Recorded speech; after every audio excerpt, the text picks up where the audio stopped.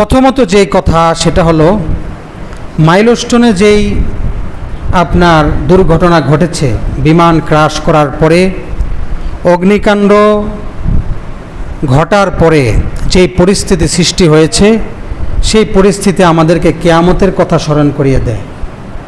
সেই অবস্থায় যেই ভয়াবহ একটা রূপ দেখা দিয়েছে, যে একটা মানুষ কতটা নিরুপায়, সে মৃত্যুর কাছে কতটা অসহায়, বিপদ মুহূর্তে সে কতটা অসহায়, অগ্নিকাণ্ডে পুড়ে যাচ্ছে, বাঁচাবার কেউ নাই, ধরার কেউ নাই, বা শরীরের অনেক অংশ পুড়ে গেছে বাহিরে, সে একটু আশ্রয় চাচ্ছে, আশ্রয় দেওয়ারও কেউ নাই, একটা গাড়িতে করে হাসপাতালে যাবে ট্রিটমেন্টের জন্য কেউ নাই, সহজেই সে ট্রিটমেন্ট পাচ্ছে না, আশ্রয় পাচ্ছে না।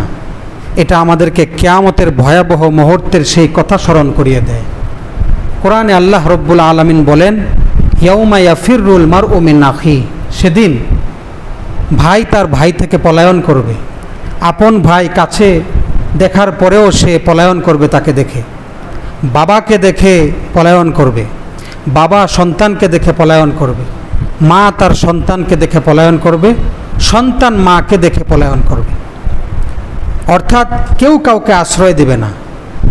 আল্লাহ তাআলা আরেক সূরায় বলেছেন, সূরা মাআরিজের মধ্যে, ওয়ালা ইয়াসআলু হামিমুন হামিমা, দুনিয়াতে অন্তরঙ্গ বন্ধু ছিল, অনেক অন্তরঙ্গ বন্ধু, অনেক কাছের বন্ধু, চোখের সামনে দেখবে। আল্লাহ বলেন ইউবাসসিরুনাহুম, তাদেরকে দেখানো হবে, একজন আরেকজনকে একদম কাছে দেখবে, দেখার পরেও কিছু বলতে পারবে না যে দোস্ত একটু উপকার কর, বা দোস্ত তোমার খবর কি, এইটাও বলার কোনো সুযোগ নেই। এত ভয়াবহ পরিস্থিতির সৃষ্টি হবে কিয়ামতের দিন, যেই দিনে সকলকে আমাদেরকে উঠতে হবে, সেই ভয়াবহ পরিস্থিতির সম্মুখীন সকলকে হতে হবে। সূরা কিয়ামার মধ্যে আল্লাহ বলেছেন, ইয়াকুলুল ইনসানু ইয়াউমাইদিন আইনাল মাফার, ভয়াবহ এই অবস্থা দেখে মানুষ বলবে পালানোর জায়গা কোথায়, পালানোর জায়গা আছে? কাল্লা লা ওয়াজার, আল্লাহর পক্ষ থেকে জবাব আসবে, আজকে আশ্রয়ের কোনো জায়গা নেই। ইলা রাব্বিকা ইয়াউমাইদিনিল মুস্তাকার, আর একমাত্র আশ্রয়ের জায়গা আল্লাহ। যদি আল্লাহকে মেনে আসতে পারো দুনিয়াতে, মেনে এসে থাকো, তাহলে আজকে আল্লাহর কাছে আশ্রয় হবে, না হয় আশ্রয় হবে না। সেই ভয়াবহ পরিস্থিতি আমাদেরকে এই সমস্ত দুর্ঘটনা, সেই ভয়াবহ পরিস্থিতির কথা স্মরণ করিয়ে দেয়। আমার ভাইয়েরা, দুনিয়া খুব ক্ষণিকের। হাদিসে পাকের মধ্যে এসেছে, আম্মাজান আয়েশা রাদিয়াল্লাহু আনহা বলেন যে রসুল আমাকে একবার বললেন যে কিয়ামতের দিন প্রতিটা মানুষ উলঙ্গ অবস্থায় উঠবে, কারো গায়ে কোনো কাপড় থাকবে না। আম্মাজান আয়েশা প্রিয় রসুলকে জিজ্ঞাসা করলেন, ইয়া রাসূলুল্লাহ, সেদিন এই অবস্থা যে হবে, তাহলে লজ্জার একটা বিষয় হবে না? এটা কেমনে সম্ভব?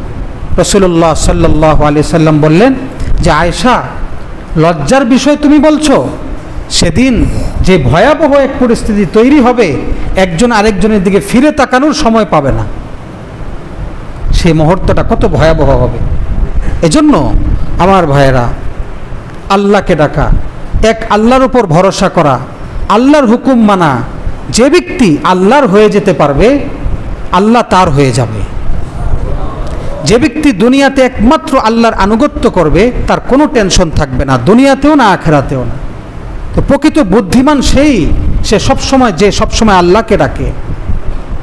এই মাইলস্টোনে এই ভয়াবহ দুর্ঘটনার একটা কারণ হলো আমরা আল্লাহকে ডাকি না।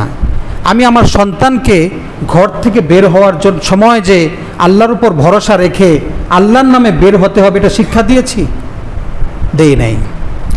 আমি আমার সন্তান যে এই দুর্ঘটনার শিকার হলো, আমি ফজর নামাজ পড়েছিলাম কিনা, আমি সেই কথায় পরে আসছি।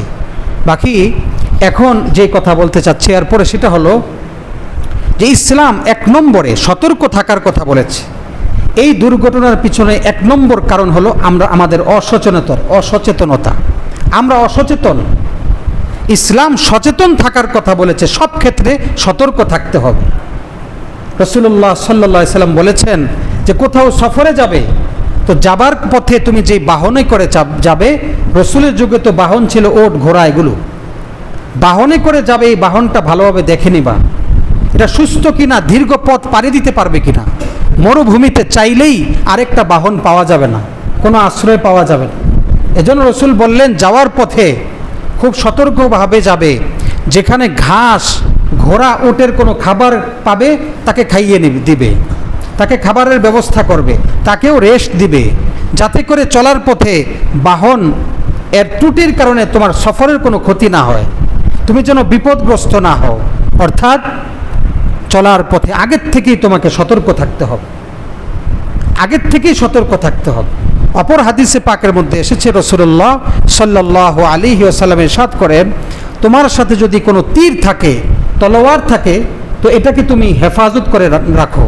তুমি যদি তলোয়ার তীর নিয়ে বাজারে যাও, মসজিদে যাও, তো এটার মাথা, এই তলোয়ার, এই তীরের মাথাটাকে ভালোভাবে বেঁধে এমনভাবে নাও যাতে এর দ্বারা কেউ আঘাতপ্রাপ্ত না হয়। অর্থাৎ চলার পথে তোমার সতর্ক থাকতে হবে, কেউ ক্ষতির সম্মুখীন না, সতর্ক থাকা। রাসূলুল্লাহ সাল্লাল্লাহু আলাইহি ওয়াসাল্লাম অপর হাদিসের মধ্যে বলেছেন, তুমি যখন কোনো পাত্র থেকে, মশক থেকে পানি পান করবে, তো এই পানির মধ্যে আগে তুমি দৃষ্টি দাও যে এর মধ্যে পোকা আছে কিনা, কোনো ময়লা আছে কিনা, যে এটা পান করার পরে তোমার ক্ষতি হবে। তার মানে কি, আগে সতর্ক। সব ক্ষেত্রে রাসূলুল্লাহ সাল্লাল্লাহু আলাইহি সাল্লাম সতর্কতা, সচেতনতা এটা শিখিয়েছেন।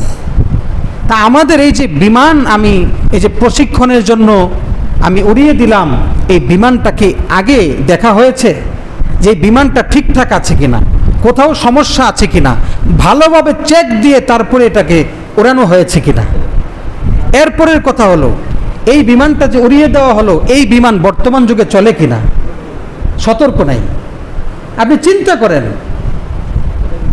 একজন সৈনিক, সে ট্রেনিং দিচ্ছে, ট্রেনিং দেওয়ার ক্ষেত্রে একটা যে যেন তেন একটা উড়োজাহাজ, যেমন তেমন একটা বিমান দিয়ে বাস সে ট্রেনিং করতেছে, কোনো সতর্কতা নাই এই বিমানটা বর্তমানে চলে কিনা। তৃতীয় কথা, যে এই প্রশিক্ষণের এই বিমানটা আমি যে চালাবো, প্রশিক্ষণ বিমান এই জনবহুল এলাকায় কেন চলবে?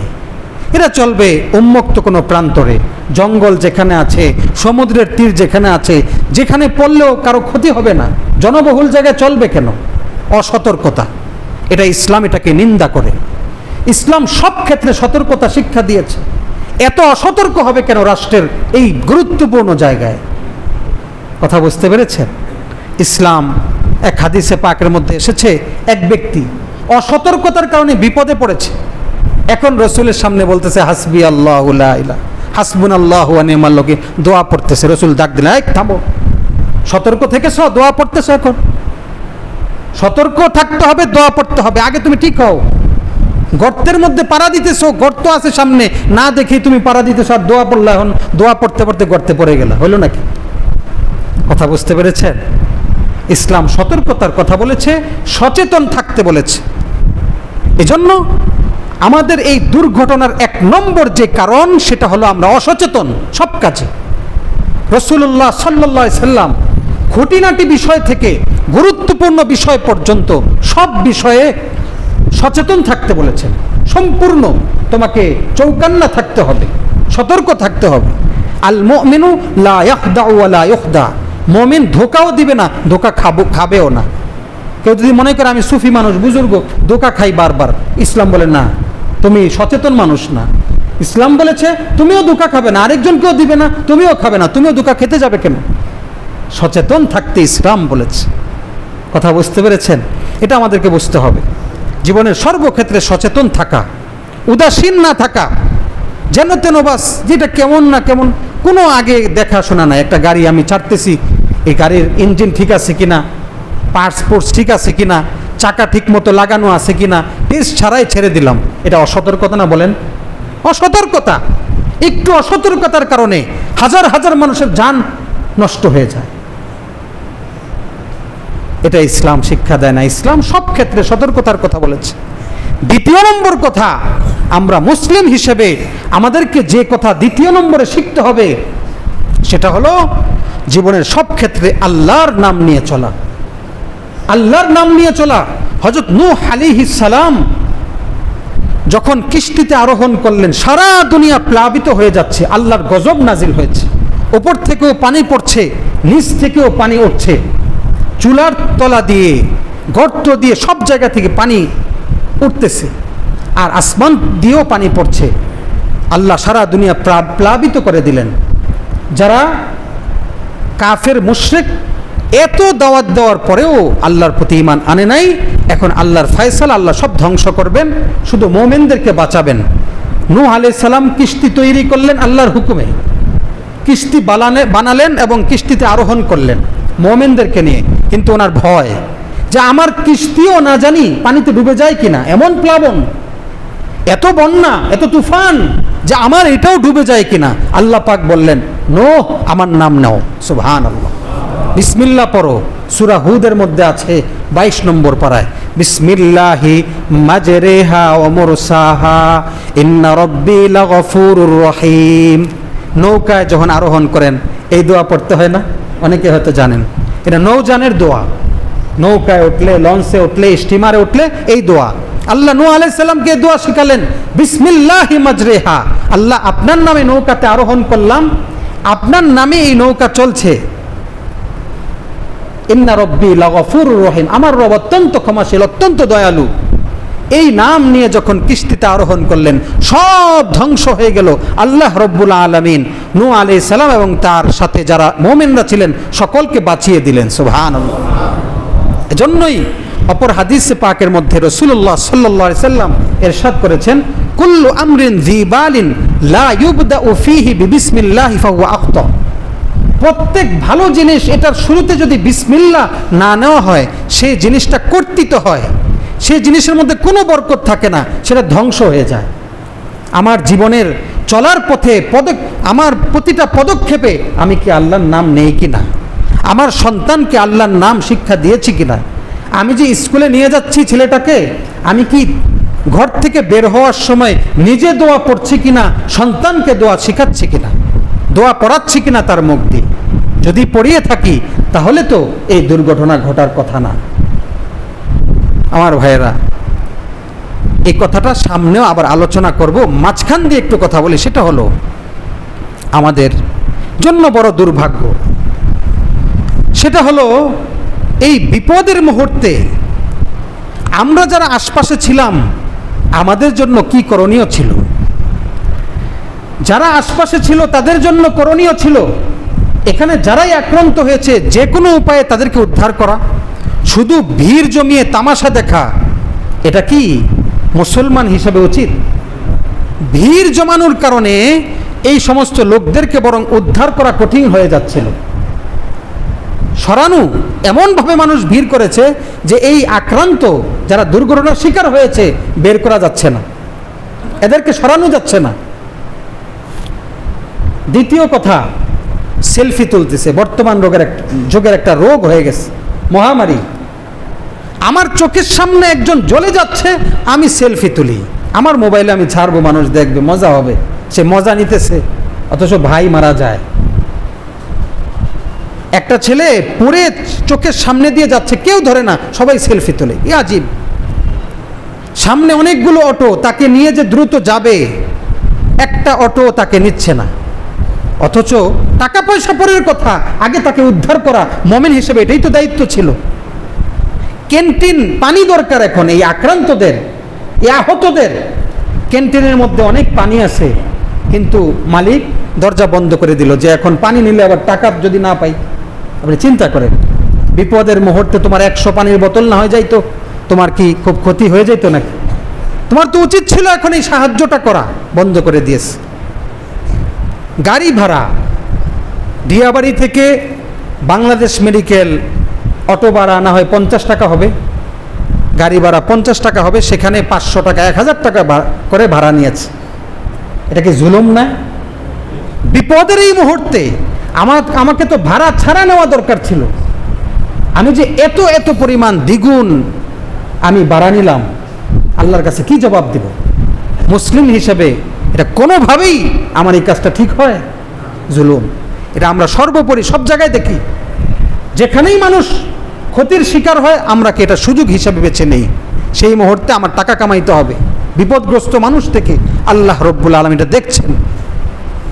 এটা মুমিন হিসেবে কখনো এই কাজ আমার জন্য সঠিক নয়। আল্লাহ তাআলা আদেশ করেছেন মুমিনকে বিভিন্ন জায়গায়, রাসূলুল্লাহ সাল্লাল্লাহু আলাইহি সাল্লাম হাদিসে পাকের মধ্যে বারবার বলেছেন পরের সহযোগিতা করার জন্য। মান ফাররাজা আন মুসলিমিন কুরবাতান ফাররাজাল্লাহু আনহু বিহা কুরবাতাম মিন কুরাবি ইয়াউমিল কিয়ামা। কেউ যদি কোনো মুমিনের একটা সমস্যা, একটা বিপদ দূর করে, আল্লাহ রব্বুল আলামিন কিয়ামতের দিন তার যে ভয়াবহ বিপদ থাকবে, এই বিপদের মুহূর্তেও আল্লাহ তার বিপদ দূর করে দেবেন। সুবহানাল্লাহ।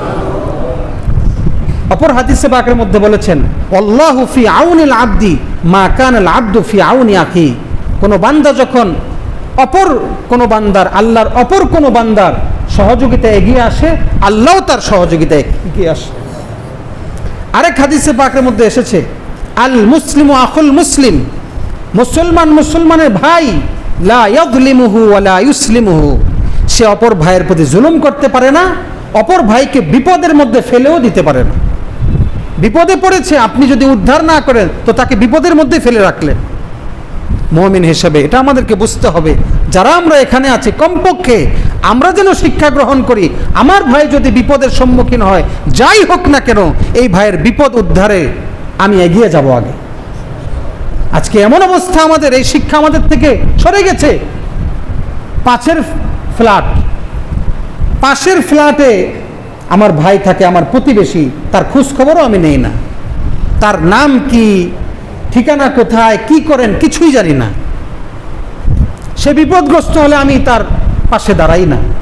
অথচ ইসলাম কি শিক্ষা দিয়েছে? প্রতিবেশীর পাশে দাঁড়ানো, প্রতিবেশীর বিপদে তার পাশে দাঁড়ানো, তার খোঁজ খবর নেওয়া। এই শিক্ষা ইসলাম দেয় নাই? এই শিক্ষা ইসলাম দিয়েছে। এজন্য আমাদেরকে শিক্ষা নিতে হবে সর্বোপরি, যেখানেই থাকি না কেন। আমি যদি অপর ভাইয়ের সহযোগিতা করি, আল্লাহ পাক আমার সহযোগিতা করবে।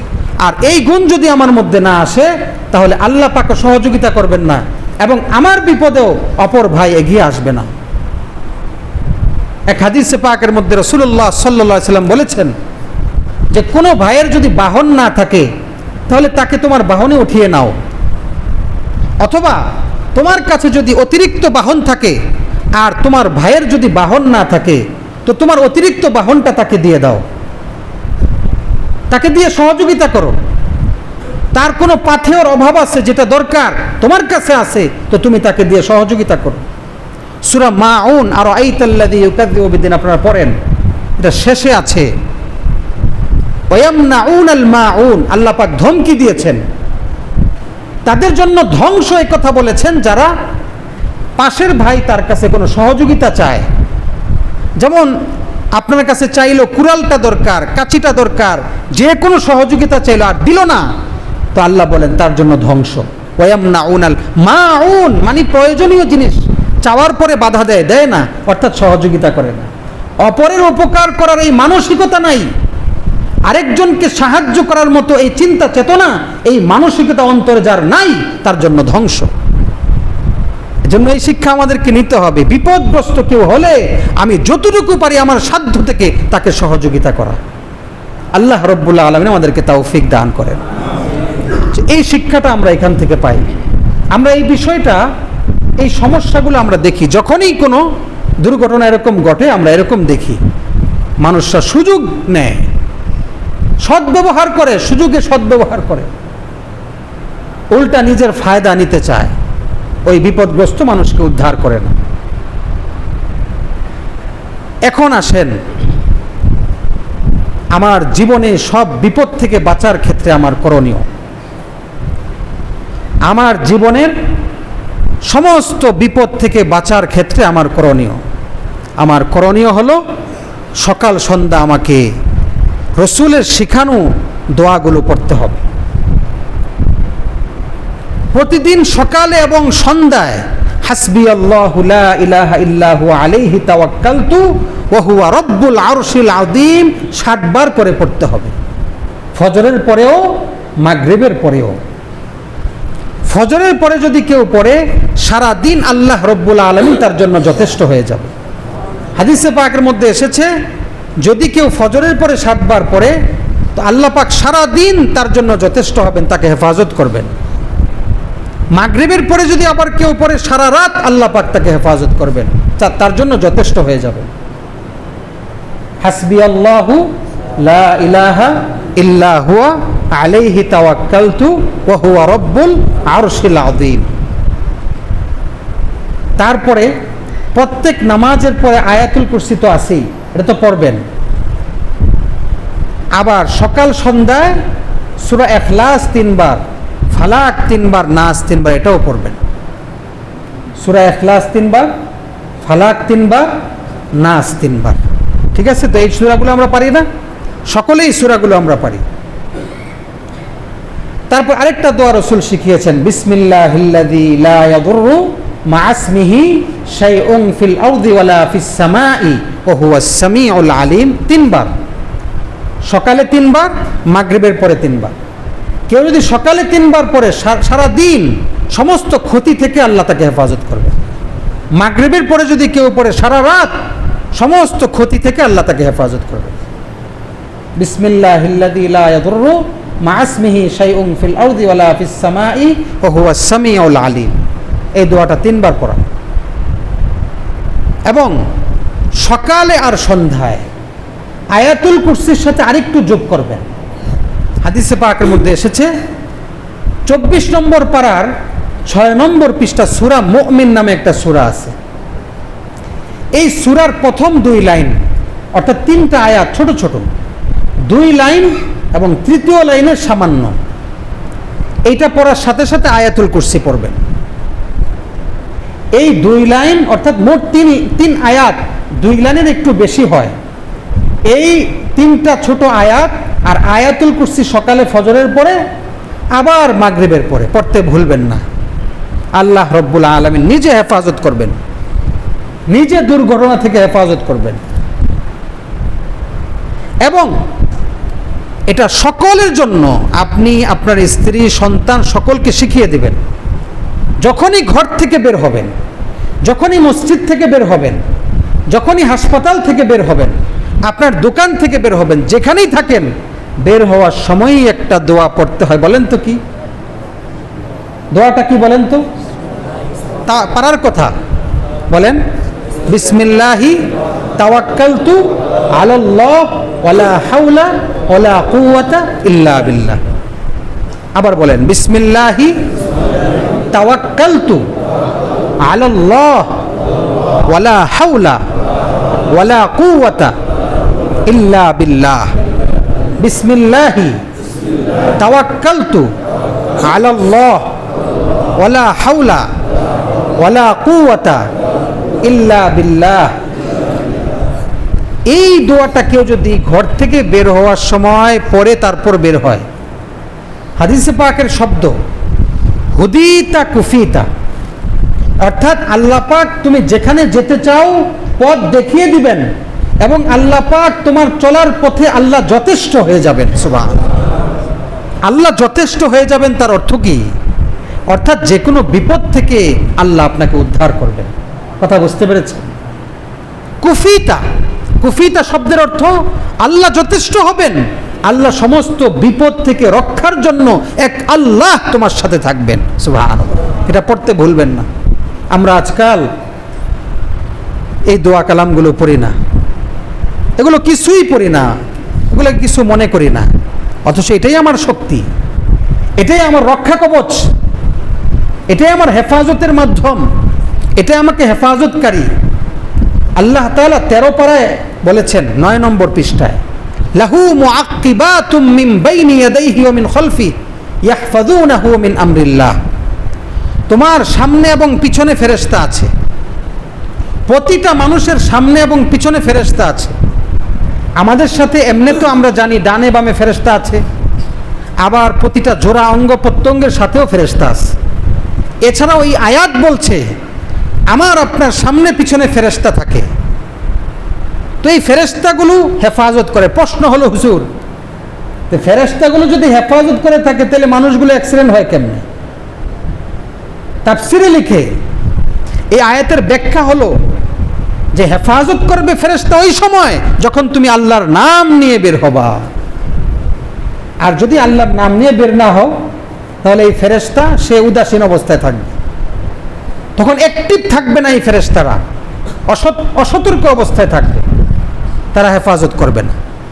আল্লাহর নাম নিয়ে চলবেন তো ফেরেশতা অ্যাক্টিভ থাকবে, বডিগার্ড হিসাবে, কিছু লাগবে না, অন্য কিছু লাগবে না, এরাই হেফাজত করবে। ঘটনা আছে না এরকম, গাড়ির মধ্যে উঠে আল্লাহর নাম নিয়ে বসেছে, দোয়া পড়েছে হাসবি আল্লাহ সুবহানাল্লাযী সাখখারা লানা হাযা ওয়া মা কুন্না লাহু মুকরিনিন ওয়া ইন্না ইলা রাব্বিনা লামুনকালিবুন। আল্লাহর নাম নিয়ে বসেছে, অ্যাক্সিডেন্ট হয়েছে গাড়ি, অনেকে দুর্ঘটনার শিকার হয়েছে, ওনার কিছুই হয় নাই, সুবহানাল্লাহ, হয় নাই। এই দোয়া কালামগুলো পড়ে চলতে হবে। আপনি চলতে চলতে আল্লাহর নাম জিকির করতে থাকেন, লা ইলাহা ইল্লাল্লাহ, দুরূদ শরীফ পড়তে থাকেন, লা হাওলা ওয়ালা কুওয়াতা ইল্লা বিল্লাহ পড়তে থাকেন, আর দোয়া পড়ে বের হন, আল্লাহ হেফাজত করবেন। আমাদের জীবনের না হয় কোনো নিরাপত্তা নেই, আছে বলেন?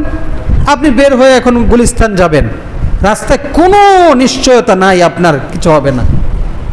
একমাত্র আল্লাহর উপর ভরসা করে যদি বের হতে পারেন দোয়া পড়ে, তা আল্লাহ পাক নিজ হাতে হেফাজত করবেন। আপনি ভরসা রাখতে পারেন দোয়া পড়ে যে আমার কিছু হবে না ইনশাআল্লাহ। আপনি বাহির দেশে চলে যান, সৌদি চলে যান, যেখানেই যান, দোয়া পড়ে বের হন, কিছু হবে না ইনশাআল্লাহ।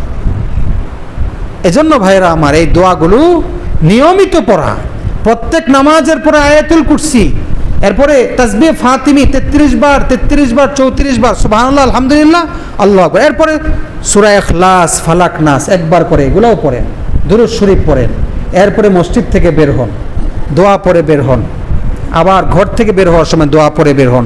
দোয়ার সাথে চলবেন, আল্লাহর নামে চলবেন, জিকিরের সাথে চলবেন, আল্লাহ হেফাজত করবেন। সন্তানদেরকে শেখাতে হবে, এজন্যই সন্তানদেরকে দিন শেখানো জরুরি। আজকে আমরা মনে করি, কিছু মনে করবেন না, অনেক মানুষ মনে করে যে দিন শিক্ষা দিয়ে কি হবে, ইংলিশ মিডিয়ামে পড়াতে হবে, তাকে উচ্চ শিক্ষিত বানাতে হবে, কোনো সমস্যা নাই, বানান, কিন্তু তার আগে আপনার ছেলের অন্তরে আল্লাহর নামটা বসিয়ে দিতে হবে, এমনভাবে শিখাতে হবে যাতে করে যাই পড়ুক যাই করুক সর্বক্ষেত্রে চলার ক্ষেত্রে আল্লাহর নাম নিয়ে সে চলে, দোয়া কালামগুলো পড়ে চলে। এই জন্যই আমরা আপনাদেরকে আবেদন করি কি জানেন, আপনার ছেলেকে আপনি ইঞ্জিনিয়ার বানান, ডাক্তার বানান, হ্যাঁ দরকার আছে তো, ডাক্তারের দরকার আছে, ইঞ্জিনিয়ারও দরকার আছে, কৃষিবিদ দরকার আছে, রাজনীতিবিদ, বিভিন্ন ক্ষেত্রে, হ্যাঁ জাগতিক শিক্ষারও দরকার আছে আমরা বলি, কিন্তু তার আগে এই সন্তানটাকে 2-3টা বছর এমনভাবে পড়াবেন, সরসরি একটু ওস্তাদ রেখে 1 ঘন্টা আধা ঘন্টা বা এরকম না, প্রাতিষ্ঠানিকভাবে 2-3টা বছর আপনি শিক্ষা দেন, ইসলামের বুনিয়াদি শিক্ষাটা, যেখানে সে কোরআন শুদ্ধ যেমনিভাবে করবে, এই রসুলের শিখানো দোয়াগুলো শিখে ফেলবে, জীবনের সব ক্ষেত্রে এই দোয়াগুলো সে পড়বে, কালিমা শিখবে, মাসালা শিখবে, হাদিস শিখবে, অর্থাৎ তার এই ফ্রেশ এই ব্রেন, যেটা একবারে কলুষ মুক্ত ফ্রেশ, এই ব্রেনটার মধ্যে যাতে আল্লাহর নাম, আল্লাহর উপর ভরসা করা এবং ইসলামের বুনিয়াদি শিক্ষাটা যাতে তার মাথায় বসে যায়, এজন্যই শুরুতেই তার জীবনের 3টা বছর আপনি শিক্ষা দেন, ইসলামী শিক্ষা, এটা জরুরি। যদি আপনি তা না দেন, আর বড় হয়ে ছেলে যদি নামাজ না জানে, কালিমা না জানে, এই দোয়াগুলো যদি না জানে, তাহলে এই সন্তান কিয়ামতের দিন আপনার বিরুদ্ধে দাঁড়াবে যে ইয়া আল্লাহ আমাকে শিখায় নাই, দিন শিখায় নাই, যেটা জরুরি ছিল, আমার জন্য ফরজ ছিল, শিখায় নাই। এজন্য বলি ভাই, যেখানেই আপনি ইংরেজি শিক্ষা শিক্ষিত করেন, ইংলিশ মিডিয়ামে, বাংলা মিডিয়ামে, যেখানেই পড়ান, অসুবিধা নেই, তার আগে 2-3টা বছর আপনি দ্বীনি শিক্ষা, ইসলামী শিক্ষাটা দেন, বুনিয়াদি শিক্ষা যাতে তার অন্তরে বসে যায়, এরপরে যাই শিখুক, অসুবিধা নেই তো। সেই দিকে লক্ষ্য করেই আমরা শুধু এই বাচ্চাদের স্কুলেও পড়ে, অসুবিধা নাই, সেই দিকে লক্ষ্য করে আমরা আমাদের এই মসজিদে আমরা যে উদ্যোগটা নিয়েছি, যে বুনিয়াদি শিক্ষাটা আমরা দিতে চাই বাচ্চাদেরকে 2-3 বছর। এই যে হাজী বাবরের নামে যে মাদ্রাসাটা প্রতিষ্ঠা হয়েছে মসজিদে, চলছে আলহামদুলিল্লাহ, শিশু শ্রেণী ভর্তি হয়েছে, নিয়মিত ক্লাস হচ্ছে, শিশু 1ম এবং 2য় শ্রেণী 3টা বছর সে জেনারেল শিক্ষার পাশাপাশি বাংলা, অঙ্ক, ইংরেজি, সাধারণ জ্ঞান এগুলোর পাশাপাশি দিন শিখবে। এরপরে গিয়ে সে যদি হাফেজ হতে চায়, আলেম হতে চায়, তাও পথ খোলা আছে, আর যদি চায় যে না সে এগুলো পড়ার পরে স্কুলে পড়বে, তাও পথ খোলা আছে। আমাদের কথা হলো যে একটা বাচ্চার জীবনের শুরুতেই যাতে ইসলামের বুনিয়াদী শিক্ষাটা অন্তরে বসে যায়, যাতে এই বাচ্চারা জীবনের সর্বক্ষেত্রে আল্লাহর নাম নিয়ে চলে। অসুবিধা নাই তো, সে ইংলিশ মিডিয়ামে যাবে, গিয়ে পড়তে যাবে, যাওয়ার সময় বিসমিল্লাহ তাওয়াক্কালতু আলাল্লাহ ওয়ালা হাওলা ওয়ালা কুওয়াতা পড়বে। সেখানে যদি তাকে নাচ শিখাতে যায় তো বলবে আমি অন্য কিছু শিখবো, নাচ শিখবো না। কি বলেন ঠিক এটা? তাকে যদি গান শিখাতে যায়, তবলা শিখাতে যায় তো বলবে এটা আল্লাহর হুকুম না, এটা নিষেধ, আল্লাহ নারাজ হবে, আমি এটা শিখবো না, অন্যগুলো শিখবো। কি বলেন? এজন্যই বুনিয়াদী শিক্ষাটা বাচ্চাকে এটা দেওয়া দরকার।